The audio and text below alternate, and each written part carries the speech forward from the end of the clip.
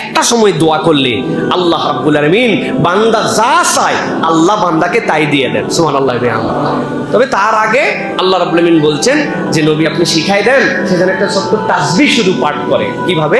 রাত্রেবেলা আপনি ঘুমায় গেছেন, ঘুমানোর পরে ঘুমাইছেন রাত্রে 10টায় 11টায় 12টায় ঘুমাইছেন, বেঘর ঘুম, হঠাৎ করে কথার কথা বলতেছি একটা মশা কামড় দিয়েছে আপনাকে, অথবা এক কাত হয়েছিলেন ঘেমে গেছেন, রাত্রেবেলা ঘুম ভেঙে যায়। অনেক সময় ভাঙে না ভাই?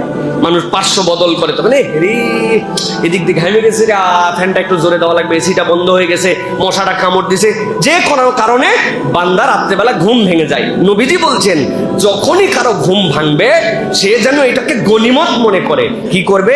সাথে সাথে বলছে ঘুম ভাঙার সাথে সাথে লা ইলাহা ইল্লাল্লাহু ওয়াহদাহু লা শারীকা লাহু লাহুল মুলকু ওয়া লাহুল হামদু ইউহয়ী ওয়া ইউমীত ওয়া হুয়া আলা কুল্লি শাইইন কাদির। আরেকটা আসছে লা ইলাহা ইল্লাল্লাহ ওয়াহদাহু লা শারীকা লাহু লাহুল মুলক ওয়া লাহুল হামদ ওয়া হুয়া আলা কুল্লি শাইইন কাদির। সুবহানাল্লাহ ওয়াল হামদুলিল্লাহ ওয়া লা ইলাহা ইল্লাল্লাহ আল্লাহু আকবার।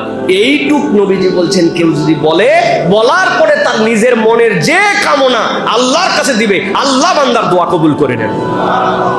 তাহলে কি করছেন আপনি?